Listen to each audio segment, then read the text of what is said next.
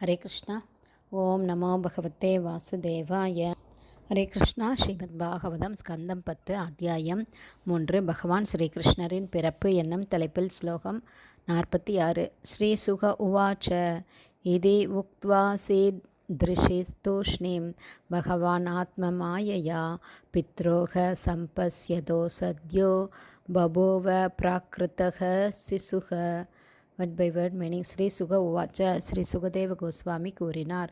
இதி உக்த்வா இவ்வாறு உபதேசித்த பின் ஆசீத் இருந்தார். ஹரி பகவான் தூஷ்ணீம் மௌனமாக பகவான் விஷ்ணு ஆத்மமாயையா தமது சொந்த ஆன்மீக சக்தியின் மூலமாக பித்ரோ சம்பஸ்யத்தோ அவரது தாய் தந்தையர் உண்மையாகவே அவரை பார்த்து கொண்டு இருக்கும் பொழுது சத்ய உடனே பபுவ அவர் ஆனால் பிராகிருத சிசு ஒரு சாதாரண மனித குழந்தையைப் போல.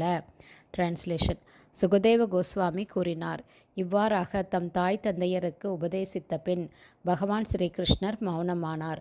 பிறகு அவர்களது முன்னிலையிலேயே தமது அந்தரங்க சக்தியின் மூலமாக தம்மை ஒரு மனித குழந்தையாக அவர் மாற்றிக்கொண்டார். அதாவது தமது சுயரூபத்திற்கு தம்மை அவர் மாற்றிக்கொண்டார். கிருஷ்ணஸ்து பகவான் ஸ்வயம். பர்பட் பை ஷில பிரபாத். ஜெய் ஷில பிரபாத். சம்பவாயாமி ஆத்மமாயையா என்று ஸ்ரீமத் பகவத்கீதை கூறுவது போல பரமபுருஷ பகவானால் செய்யப்படுவதெல்லாம் உண்மையில் அவரது ஆன்மீக சக்தியால் செய்யப்படுவதாகும். பௌதீக சக்தியால் அவர் மீது எதுவும் திணிக்கப்படுவதில்லை. இதுதான் பகவானுக்கும் சாதாரண ஜீவராசிக்கும் உள்ள வேறுபாடாகும்.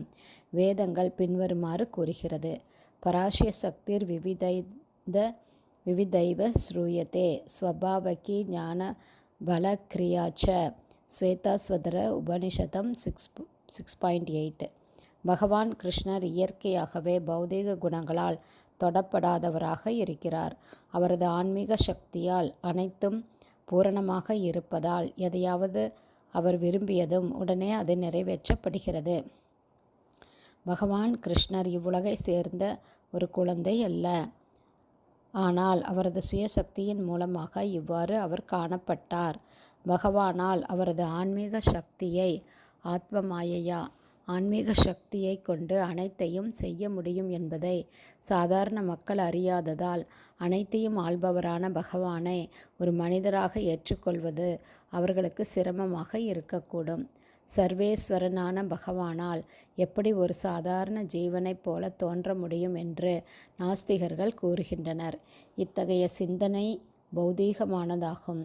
பரமபுருஷ பகவான் கிருஷ்ணரின் சக்தியானது நம்முடைய புலன் அறிவிற்கு எல்லாம் அப்பாற்பட்டது என்பதை நாம் முழுமையாக ஏற்றுக்கொண்டாலொழிய பரமபுருஷ பகவான் கிருஷ்ணரை நம்மால் புரிந்து கொள்ளவே முடியாது என்று ஸ்ரீல ஜீவகோஸ்வாமி கூறுகிறார். பரமபுருஷரால் ஒரு மனிதராக தோன்றி ஒரு மனித குழந்தையாக மாற முடியும் என்பதை சந்தேகிப்பவர்களும் பகவான் கிருஷ்ணரின் திருமேனி பௌதீகமானதென்றும் அது பிறப்பதால் மரணமும் அடைகிறது என்றெல்லாம் நினைப்பவர்களும் பரம முட்டாள்கள் ஆவார்கள்.